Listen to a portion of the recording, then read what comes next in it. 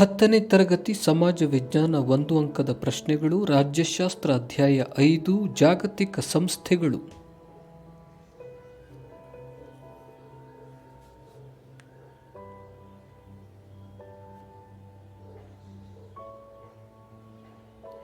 ಮೊದಲನೇ ಮಹಾಯುದ್ಧದ ಬಳಿಕ ಜಾಗತಿಕ ಶಾಂತಿಗಾಗಿ ಪ್ರಾರಂಭವಾದ ಸಂಸ್ಥೆ ಯಾವುದು?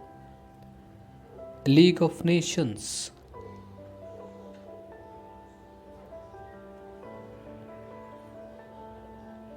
ಲೀಗ್ ಆಫ್ ನೇಷನ್ಸ್ ಏಕೆ ಪತನಗೊಂಡಿತು?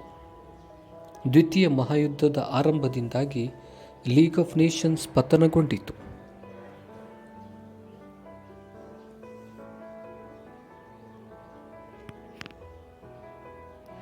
ವಿಶ್ವಸಂಸ್ಥೆಯ ಸ್ಥಾಪಕರು ಯಾರು? ಇಂಗ್ಲೆಂಡಿನ ವಿನ್ಸ್ಟನ್ ಚರ್ಚಿಲ್, ರಷ್ಯಾದ ಜೋಸೆಫ್ ಸ್ಟಾಲಿನ್ ಹಾಗೂ ಅಮೆರಿಕದ ಫ್ರಾಂಕ್ಲಿನ್ ಡಿ ರೂಸ್ವೆಲ್ಟ್ ವಿಶ್ವಸಂಸ್ಥೆಯನ್ನು ಪ್ರಾರಂಭಿಸಿದರು.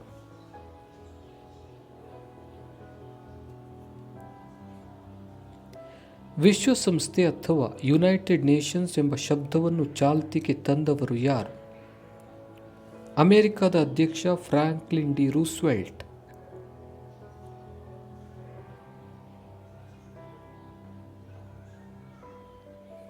ವಿಶ್ವಸಂಸ್ಥೆ ಎಂಬ ಪದವನ್ನು ಪ್ರಥಮ ಬಾರಿಗೆ ಯಾವಾಗ ಉಪಯೋಗಿಸಲಾಯಿತು?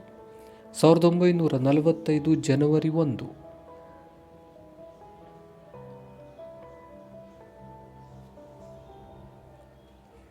ವಿಶ್ವಸಂಸ್ಥೆಯ ಈಗಿನ ಹೆಸರೇನು? ವಿಶ್ವರಾಷ್ಟ್ರಗಳು.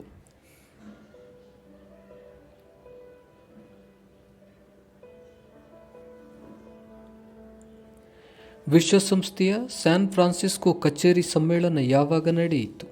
1945 ಜೂನ್ 26.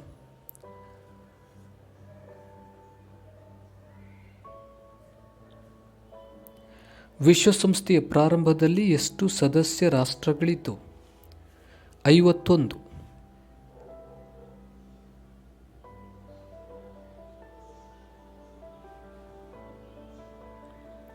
ವಿಶ್ವಸಂಸ್ಥೆ ಯಾವಾಗ ಉದಯವಾಯಿತು? 1945 ಅಕ್ಟೋಬರ್ 24.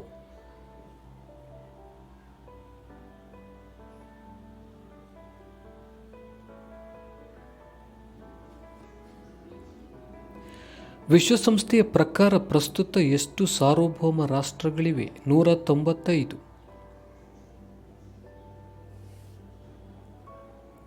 ವಿಶ್ವಸಂಸ್ಥೆಯಲ್ಲಿ ಈಗ ಎಷ್ಟು ಸದಸ್ಯ ರಾಷ್ಟ್ರಗಳಿವೆ? 193.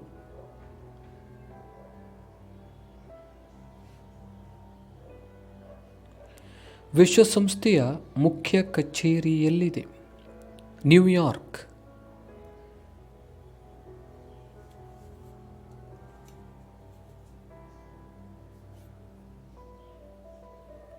ವಿಶ್ವಸಂಸ್ಥೆಯ ಸನ್ನದ್ದಿನಲ್ಲಿ ಎಷ್ಟು ಅಧ್ಯಾಯ ಮತ್ತು ವಿಧಿಗಳಿವೆ?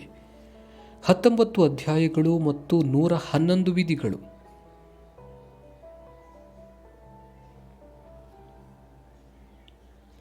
ಯಾವ ವಾಕ್ಯದೊಂದಿಗೆ ವಿಶ್ವಸಂಸ್ಥೆಯ ಪ್ರಸ್ತಾವನೆಯು ಪ್ರಾರಂಭಗೊಳ್ಳುತ್ತದೆ? ವಿಶ್ವ ಜನಸಮುದಾಯವೆನಿಸಿದ ನಾವು ಎಂಬ ವಾಕ್ಯದೊಂದಿಗೆ ವಿಶ್ವಸಂಸ್ಥೆಯ ಪ್ರಸ್ತಾವನೆಯು ಪ್ರಾರಂಭಗೊಳ್ಳುತ್ತದೆ.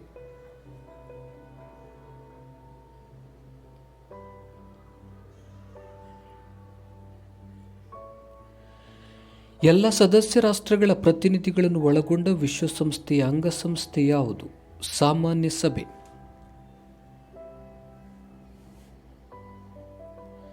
ಸಾಮಾನ್ಯ ಸಭೆಯ ಅಧಿವೇಶನ ಸಾಮಾನ್ಯವಾಗಿ ಯಾವಾಗ ಜರುಗುತ್ತದೆ? ಸೆಪ್ಟೆಂಬರ್ ತಿಂಗಳಲ್ಲಿ ಆರಂಭಗೊಂಡು ಡಿಸೆಂಬರ್ ಮಧ್ಯಭಾಗದವರೆಗೆ.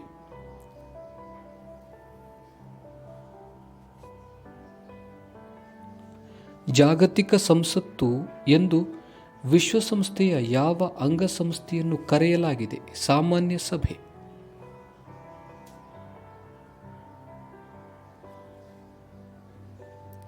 ವಿಶ್ವಸಂಸ್ಥೆಯ ಸಚಿವ ಸಂಪುಟ ಎಂದು ಯಾವ ಅಂಗಸಂಸ್ಥೆಯನ್ನು ಕರೆಯಲಾಗಿದೆ? ಭದ್ರತಾ ಸಮಿತಿ.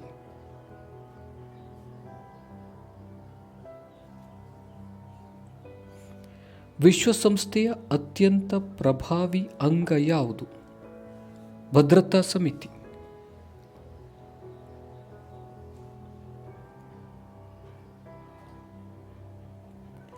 ಭದ್ರತಾ ಸಮಿತಿಯಲ್ಲಿ ಎಷ್ಟು ಸದಸ್ಯ ರಾಷ್ಟ್ರಗಳಿವೆ? 15.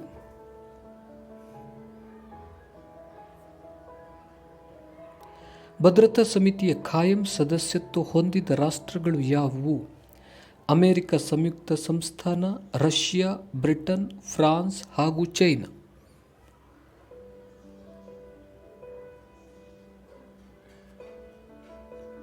ವೀಟೋ ಅಧಿಕಾರವನ್ನು ಯಾರು ಹೊಂದಿದ್ದಾರೆ?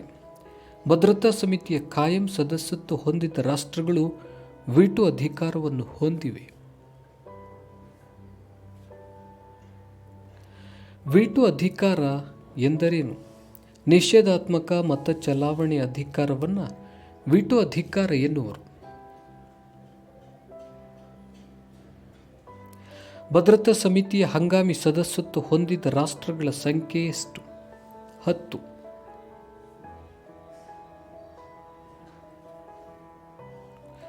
ಭದ್ರತಾ ಸಮಿತಿಯ ಹಂಗಾಮಿ ಸದಸ್ಯರನ್ನು ಯಾರು ನೇಮಕ ಮಾಡುವರು? ಸಾಮಾನ್ಯ ಸಭೆ.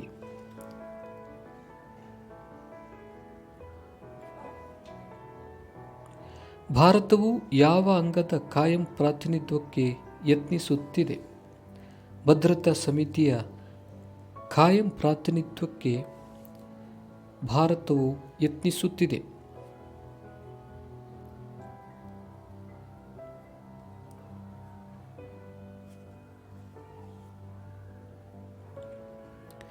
ಅಂತಾರಾಷ್ಟ್ರೀಯ ನ್ಯಾಯಾಲಯದ ನ್ಯಾಯಾಧೀಶರನ್ನು ಯಾರು ನೇಮಕ ಮಾಡುವರು? ಭದ್ರತಾ ಸಮಿತಿ.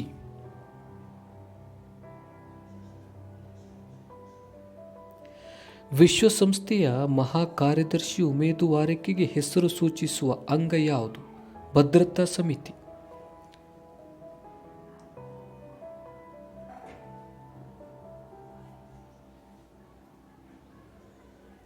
ಆರ್ಥಿಕ ಹಾಗೂ ಸಾಮಾಜಿಕ ಸಮಿತಿಯಲ್ಲಿ ಎಷ್ಟು ಜನ ಸದಸ್ಯರಿದ್ದಾರೆ? 54.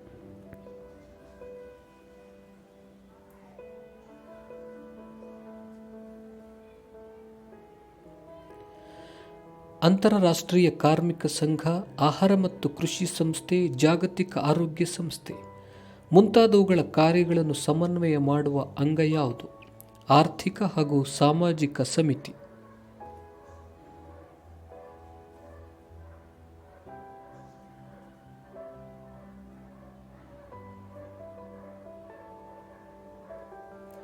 ಸಾಮಾನ್ಯ ಸಭೆಯ ಉಪಸಂಸ್ಥೆ ಅಥವಾ ಸಹಾಯಕ ಸಂಸ್ಥೆ ಎನಿಸಿ ಕಾರ್ಯವೆಸಗುವ ಸಂಸ್ಥೆ ಯಾವುದು? ದತ್ತಿ ಸಮಿತಿ ಅಥವಾ ಟ್ರಸ್ಟಿಶಿಪ್ ಕೌನ್ಸಿಲ್.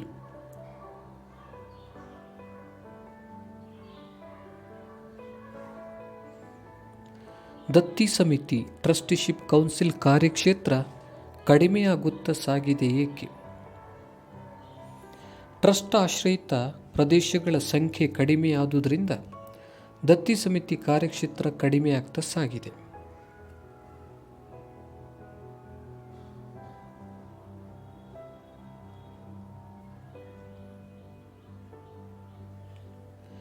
ದತ್ತಿ ಸಮಿತಿ, ಟ್ರಸ್ಟಿಶಿಪ್ ಕೌನ್ಸಿಲ್ ಈಗ ನಿಷ್ಕ್ರಿಯವಾಗಿದೆ ಏಕೆ?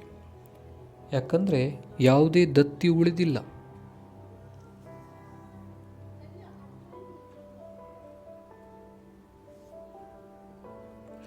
ಅಂತಾರಾಷ್ಟ್ರೀಯ ನ್ಯಾಯಾಲಯದಲ್ಲಿನ ನ್ಯಾಯಾಧೀಶರ ಸಂಖ್ಯೆ ಎಷ್ಟು? 15.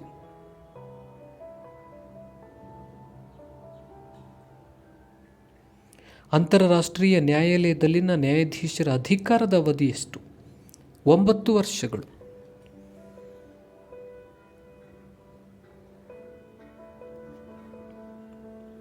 ಅಂತಾರಾಷ್ಟ್ರೀಯ ನ್ಯಾಯಾಲಯದ ಕೇಂದ್ರ ಕಚೇರಿ ಎಲ್ಲಿದೆ? ನೆದರ್ಲ್ಯಾಂಡಿನ ಹೇಗ್.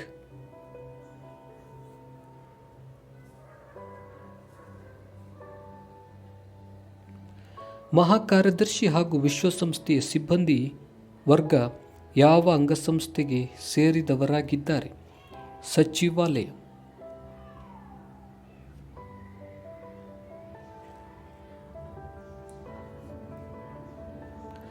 ಸಚಿವಾಲಯದ ಮುಖ್ಯಸ್ಥರು ಯಾರು? ಮಹಾಕಾರ್ಯದರ್ಶಿ.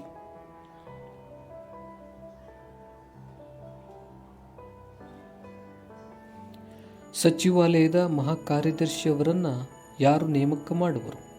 ಭದ್ರತಾ ಸಮಿತಿಯ ಶಿಫಾರಸ್ಸಿನ ಮೇರೆಗೆ ಸಾಮಾನ್ಯ ಸಭೆ ನೇಮಕ ಮಾಡುವರು.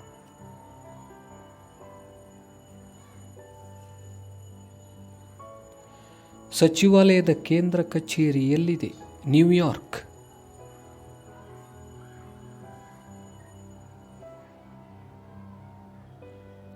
ಸಚಿವಾಲಯದ ಶಾಖೆಗಳು ಎಲ್ಲಿವೆ? ಜಿನೇವಾ, ವಿಯೆನ್ನಾ ಹಾಗೂ ನೈರೋಬಿ.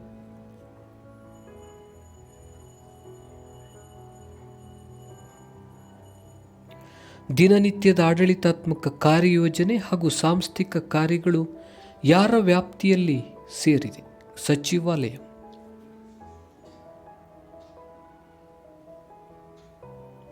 ವಿಶ್ವಸಂಸ್ಥೆಯ ಸಾಧನೆಯು ಮಿಶ್ರ ರೂಪದಿಂದ ಕೂಡಿದೆ. ಏಕೆ? ಭದ್ರತಾ ಸಮಿತಿಯ ಕಾಯಂ ಸದಸ್ಯರ ಒಮ್ಮತದ ಕೊರತೆ ಹಾಗೂ ಜಾಗತಿಕ ವಿದ್ಯಮಾನಗಳ ಸಂಕೀರ್ಣತೆಯಿಂದಾಗಿ ವಿಶ್ವಸಂಸ್ಥೆಯ ಸಾಧನೆಯು ಮಿಶ್ರ ರೂಪದಿಂದ ಕೂಡಿದೆ.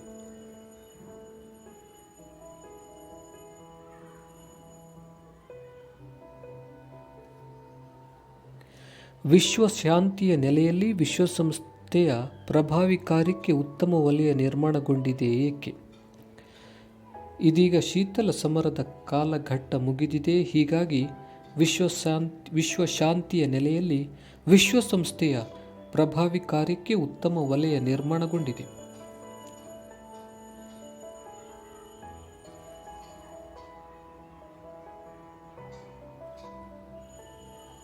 ಆಹಾರ ಮತ್ತು ಕೃಷಿ ಸಂಸ್ಥೆ ಯಾವಾಗ ಉದಯವಾಯಿತು? 1945. ಆಹಾರ ಮತ್ತು ಕೃಷಿ ಸಂಸ್ಥೆ ಏಕೆ ಉದಯವಾಯಿತು? ಜಗತ್ತಿನಾದ್ಯಂತ ಬಡತನ, ಹಸಿವು ಹಾಗೂ ಅಪೌಷ್ಟಿಕತೆಯ ವಿರುದ್ಧ ಹೋರಾಡಲು ಆಹಾರ ಮತ್ತು ಕೃಷಿ ಸಂಸ್ಥೆ ಉದಯವಾಯಿತು.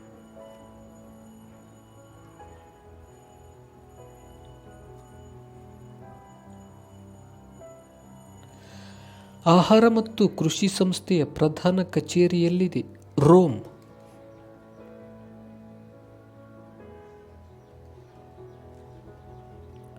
ವಿಶ್ವ ಆರೋಗ್ಯ ಸಂಸ್ಥೆ ಯಾವಾಗ ಉದಯವಾಯಿತು? 1948.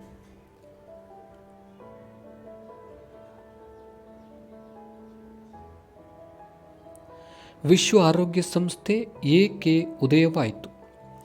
ಪ್ರಪಂಚದ ಮಾನವರ ಆರೋಗ್ಯವನ್ನು ಸುಧಾರಿಸುವುದಕ್ಕಾಗಿ ವಿಶ್ವ ಆರೋಗ್ಯ ಸಂಸ್ಥೆ ಉದಯವಾಯಿತು.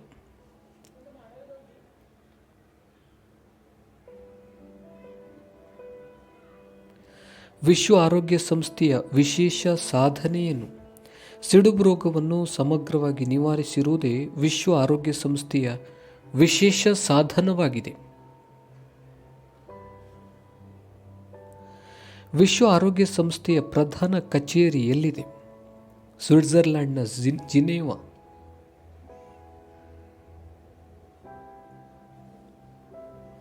ಯುನೆಸ್ಕೋ ಯಾವಾಗ ಉದಯವಾಯಿತು? 1946ರಲ್ಲಿ ಯುನೆಸ್ಕೋ ಉದಯವಾಯಿತು.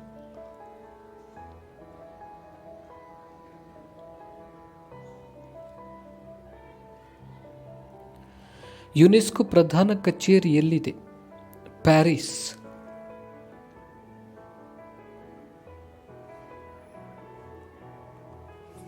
ವಿಶ್ವದಾದ್ಯಂತ ವಿಜ್ಞಾನ, ಶಿಕ್ಷಣ, ಸಂಸ್ಕೃತಿ ಮುಂತಾದವುಗಳನ್ನು ಪ್ರೋತ್ಸಾಹಿಸಲು ಉದ್ದೇಶಿಸಿರುವ ಪ್ರಾವೀಣ್ಯತೆಯ ಸಂಸ್ಥೆ ಯಾವುದು? ಯುನೆಸ್ಕೋ.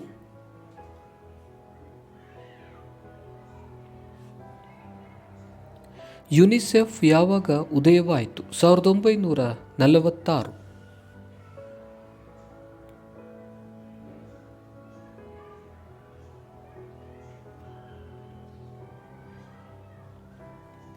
ಯುನಿಸೆಫ್ ಏಕೆ ಸ್ಥಾಪನೆಗೊಂಡಿತು?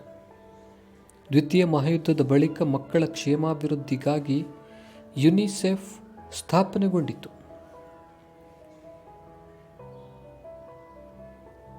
ಯುನಿಸೆಫ್ ಯಾವಾಗ ಶಾಶ್ವತ ಸಂಸ್ಥೆ ಎನಿಸಿತು? 1953.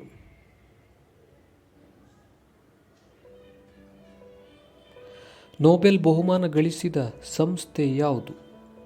ಯುನಿಸೆಫ್. ಯುನಿಸೆಫ್ ಶುಭಾಶಯ ಪತ್ರಗಳನ್ನು ಏಕೆ ಖರೀದಿಸಬೇಕು? ಶುಭಾಶಯ ಪತ್ರಗಳ ಮಾರಾಟದ ಮೂಲಕ ಈ ಸಂಸ್ಥೆ ಗಳಿಸುವ ಹಣವನ್ನು ಮಕ್ಕಳ ಯೋಗಕ್ಷೇಮಕ್ಕಾಗಿ ವಿನಿಯೋಗಿಸುತ್ತಿದೆ.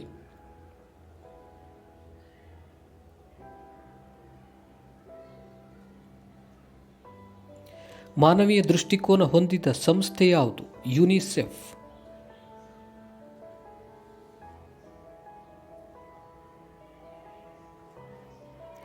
IMF ಮುಖ್ಯ ಕಚೇರಿ ಎಲ್ಲಿದೆ?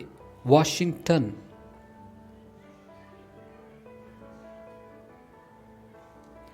ಕಾರ್ಯನಿರ್ವಹಣೆಯ ಗುಣಮಟ್ಟ ಹಾಗೂ ಪಾರದರ್ಶಕತೆ ಸಾಕಷ್ಟು ಮನ್ನಣೆಯನ್ನು ಪಡೆದ ಸಂಸ್ಥೆ ಯಾವುದು? IMF ಇದು ಕಾರ್ಯನಿರ್ವಹಣೆಯ ಗುಣಮಟ್ಟದಲ್ಲಿ ಹಾಗೂ ಪಾರದರ್ಶಕತೆಯಲ್ಲಿ ಸಾಕಷ್ಟು ಮನ್ನಣೆಯನ್ನು ಪಡೆದಂಥ ಸಂಸ್ಥೆಯಾಗಿದೆ. ವಿವಿಧ ರಾಷ್ಟ್ರಗಳ ಕೇಂದ್ರ ಬ್ಯಾಂಕುಗಳಿಗೆ ಕೇಂದ್ರ ಬ್ಯಾಂಕು ಎಂಬುದಾಗಿ ಯಾವುದನ್ನು ಕರೆಯುವರು? IMF.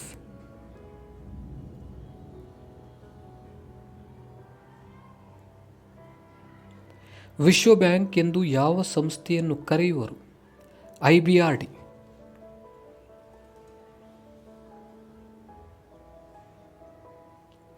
IBRDಯ ಮುಖ್ಯ ಕಚೇರಿ ಎಲ್ಲಿದೆ? ವಾಷಿಂಗ್ಟನ್. IBRD ಏಕೆ ಸ್ಥಾಪನೆಗೊಂಡಿತು? ದ್ವಿತೀಯ ಮಹಾಯುದ್ಧದ ಬಳಿಕ ಆರ್ಥಿಕ ಪುನಶ್ಚೇತನಕ್ಕಾಗಿ IBRD ಸ್ಥಾಪನೆಗೊಂಡಿತು.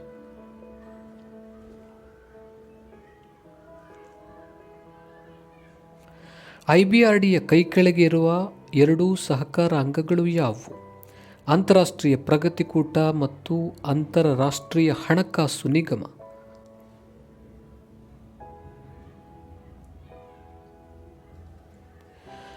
ಅಂತಾರಾಷ್ಟ್ರೀಯ ಕಾರ್ಮಿಕ ಸಂಘ ಏಕೆ ಆರಂಭವಾಯಿತು? ಕಾರ್ಮಿಕರ ಕ್ಷೇಮಾಭಿವೃದ್ಧಿಗಾಗಿ.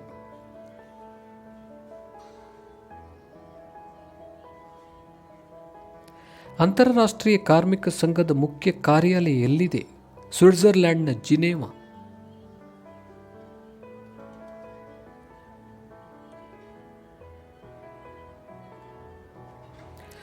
ವಿಶ್ವ ವ್ಯಾಪಾರ ಸಂಘ ಯಾವಾಗ ಹುಟ್ಟಿಕೊಂಡಿತು? 1995 ಜನವರಿ 1.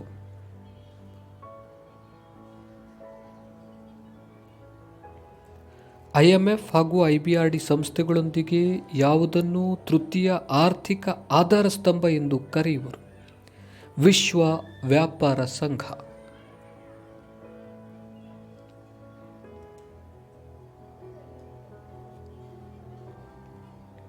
ಕಾಮನ್ವೆಲ್ತ್ ರಾಷ್ಟ್ರ ಸಂಘ ಯಾವಾಗ ಸ್ಥಾಪನೆಯಾಯಿತು? 1926.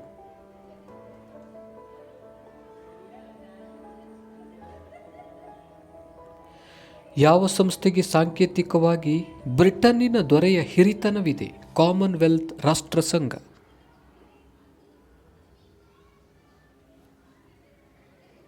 ಕಾಮನ್ವೆಲ್ತ್ ಸಂಸ್ಥೆಯ ಕೇಂದ್ರ ಕಚೇರಿ ಎಲ್ಲಿದೆ? ಲಂಡನ್. ಸಾರ್ಕ್ ಅನ್ನು ವಿಸ್ತರಿಸಿ ಬರೆಯಿರಿ. ದಕ್ಷಿಣ ಏಷ್ಯಾ ಪ್ರಾದೇಶಿಕ ಸಹಕಾರ ಸಂಘ.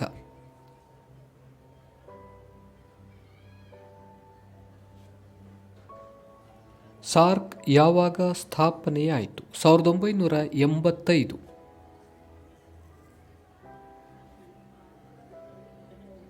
ಸಾರ್ಕ್ನ ಸದಸ್ಯ ರಾಷ್ಟ್ರಗಳ ಸಂಖ್ಯೆ ಎಷ್ಟು? 8. ಸಾರ್ಕ್ನ ಸದಸ್ಯ ರಾಷ್ಟ್ರಗಳು ಯಾವುವು? ಭಾರತ, ಬಾಂಗ್ಲಾದೇಶ, ನೇಪಾಳ, ಶ್ರೀಲಂಕಾ, ಪಾಕಿಸ್ತಾನ, ಮಾಲ್ಡೀವ್ಸ್, ಭೂತಾನ್ ಹಾಗೂ ಅಫ್ಘಾನಿಸ್ತಾನ.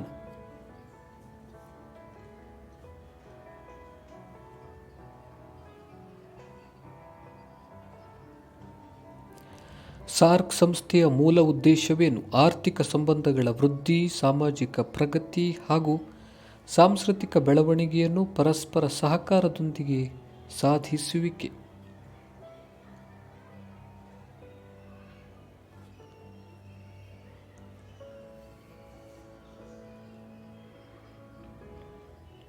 ಸಾರ್ಕ್ ಸಂಸ್ಥೆಯ ಪ್ರಗತಿಗೆ ತೊಡಕಾಗಿ ಪರಿಣಮಿಸಿರುವುದು ಯಾವುದು? ಎಲ್ಲ ನಿರ್ಣಯಗಳು ಸದಸ್ಯ ರಾಷ್ಟ್ರಗಳ ಅವಿರೋಧದ ನೆಲೆಯಲ್ಲೇ ಇರಬೇಕು ಎಂಬ ಸೂತ್ರ ಸಾರ್ಕ್ ಸಂಸ್ಥೆಯ ಪ್ರಗತಿಗೆ ತೊಡಕಾಗಿ ಪರಿಣಮಿಸಿದೆ.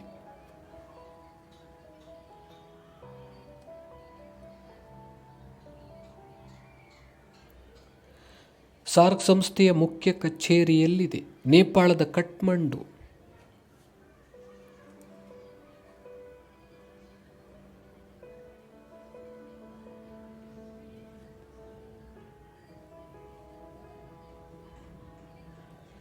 ಯುರೋಪಿನ 28 ಸದಸ್ಯ ರಾಷ್ಟ್ರಗಳನ್ನು ಒಳಗೊಂಡ ಸಂಸ್ಥೆ ಯಾವುದು? European union.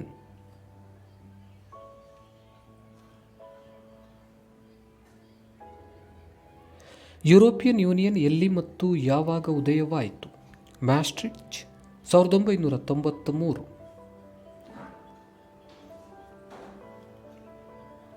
ಯುರೋಪಿಯನ್ ಯೂನಿಯನ್ನ ಮುಖ್ಯ ಅಂಗಸಂಸ್ಥೆಗಳು ಯಾವುವು? ಸಮಿತಿ, ಆಯೋಗ, ಯುರೋಪಿನ ಸಂಸತ್ತು, ಯುರೋಪಿನ ನ್ಯಾಯಾಲಯ.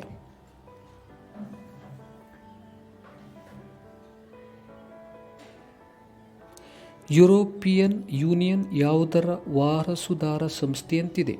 European Economic community.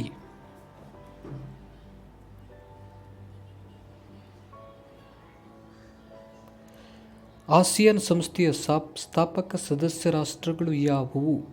Singapore, Malaysia, Indonesia, Philippines ಹಾಗೂ Thailand.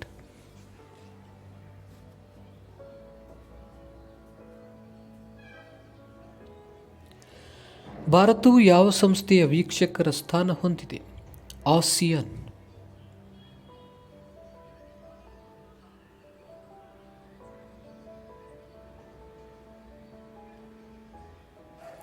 The Organisation of African ಯುನಿಟಿಯ ಸಮಿತಿಗಳು ಯಾವುವು? ಸದಸ್ಯ ರಾಷ್ಟ್ರಗಳ ಮುಖ್ಯಸ್ಥರ ಹಾಗೂ ಅಲ್ಲಿನ ಸರ್ಕಾರದ ಮುಖ್ಯಸ್ಥರ ಸಭೆ, ಸಚಿವ ಸಂಪುಟ, ಮಧ್ಯಸ್ಥಿಕೆ ಒಪ್ಪಂದ ಹಾಗೂ ರಾಜಿ ಪಂಚಾಯಿತಿಗೆ ಸಮಿತಿ.